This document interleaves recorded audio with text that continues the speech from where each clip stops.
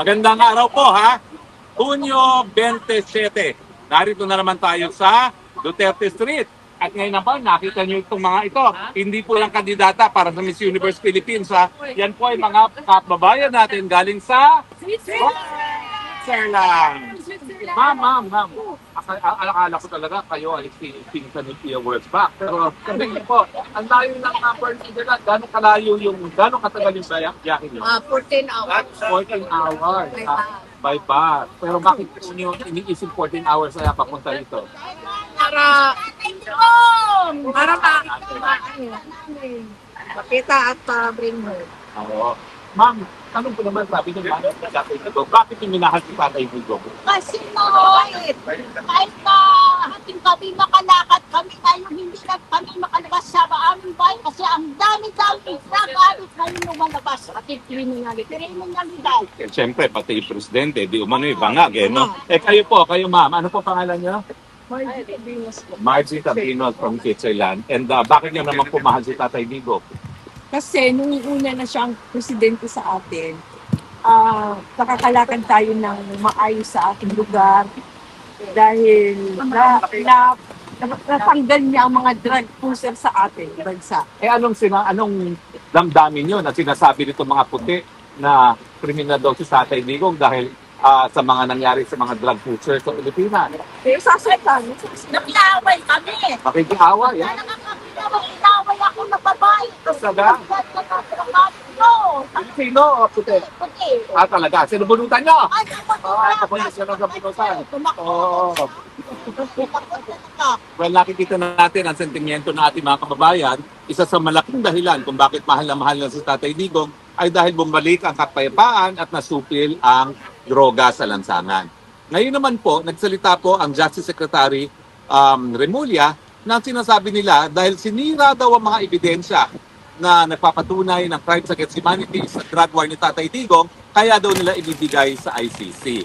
Nyek, ano ibig sabihin yun? Kung sira ng ebidensya, ibig sabihin, nandito si Tatay Digong sa dahig para litisin sa drug war, pero wala na palang ebidensya. Kung ang Pilipinas mismo, di ba po, no, na siyang lugar na pinangyarihan ng di umano mga krimen, ay wala ng ebidensya, paano naman makakarating dito sa dahig ang ebidensya? Lalong walang ebidensya, no? Kaya nga tinasabi namin, bakit niyo pa pinadala sa dahig? Hindi niyo po pwedeng sabihin na dahil wala ng ebidensya, kaya namin pinadala sa dahig at bahala ang mga tagahig. Pero sino ba magbibigay ng mga testigo? Di umano, 4 ang testigo na gagastusan ng Pilipino para padala rito.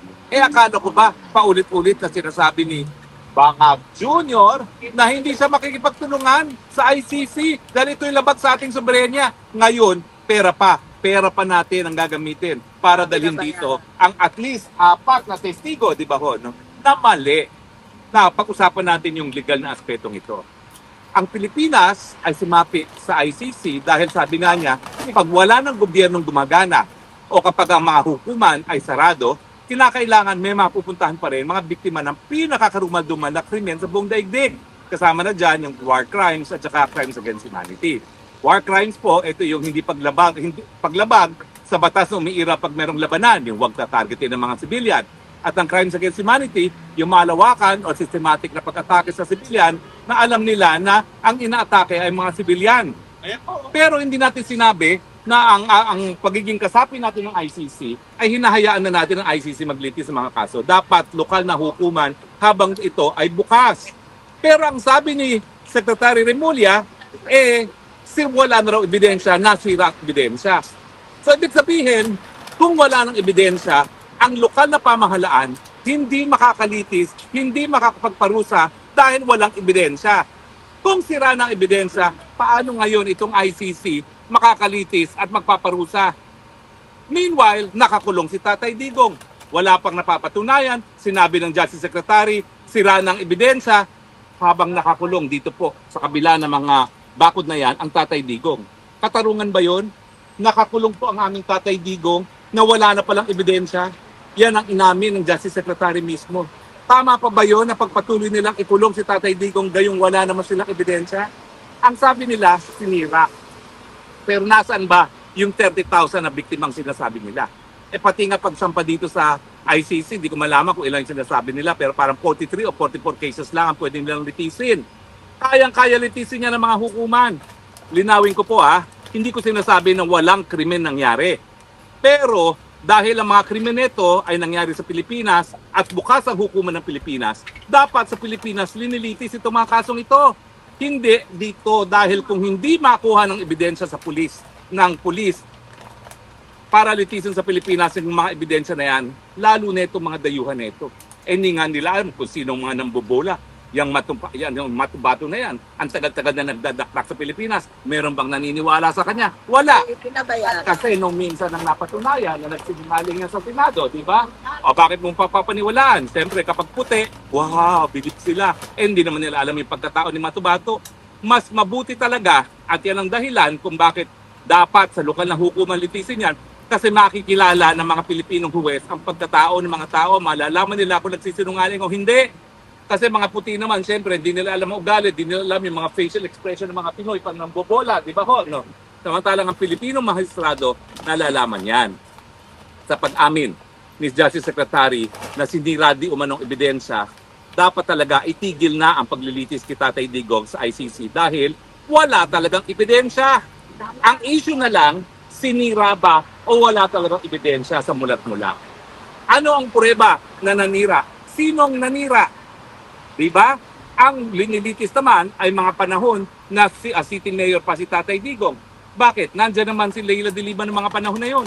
Ang hirap ni Leila de Lima, nung siya ay Justice Secretary, putak siya ng putak laban kay Mayor Duterte, pero wala naman siyang ginawa.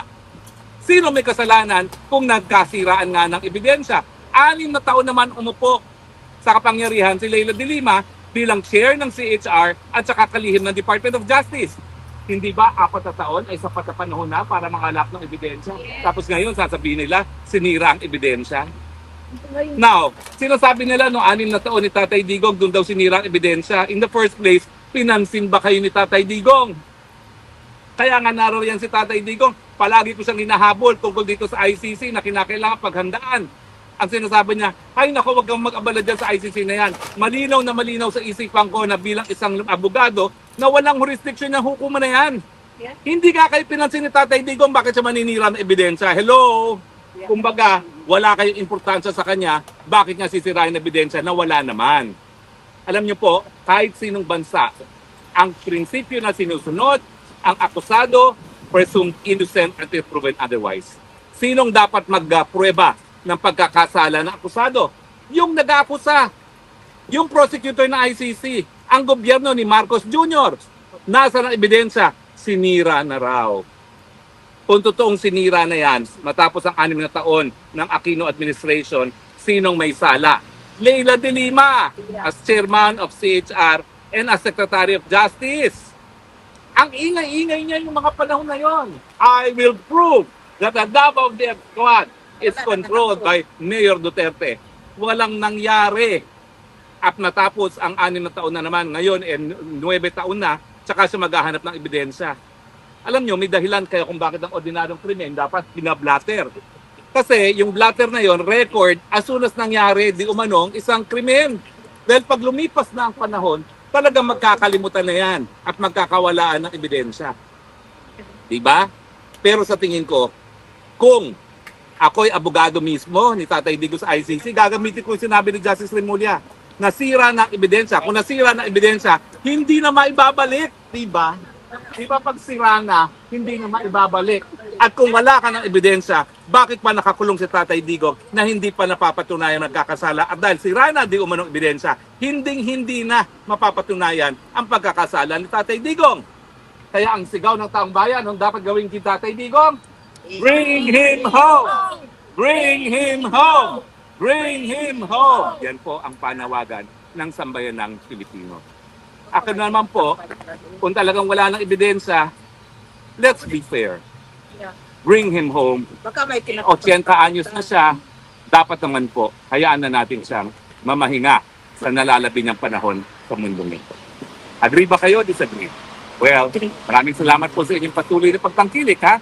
Hanggang sa susunod po, etong yun yung Spokesang Bayan nagsasabi, I love you Philippines. You're the only country that we have. You're the only country that we love.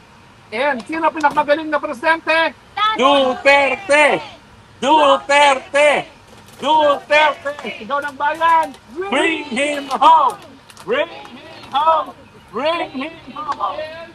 Bangag, bangag, bangag! Bangag, bangag, bangag! Bangag, bangag, bangag! Ngiwi, ngiwi, ngiwi! Ngiwi, ngiwi, ngiwi! Ngiwi, ngiwi, ngiwi! Budol, budol, budol! Butot, butot, butot! Butot, butot, butot! Bye!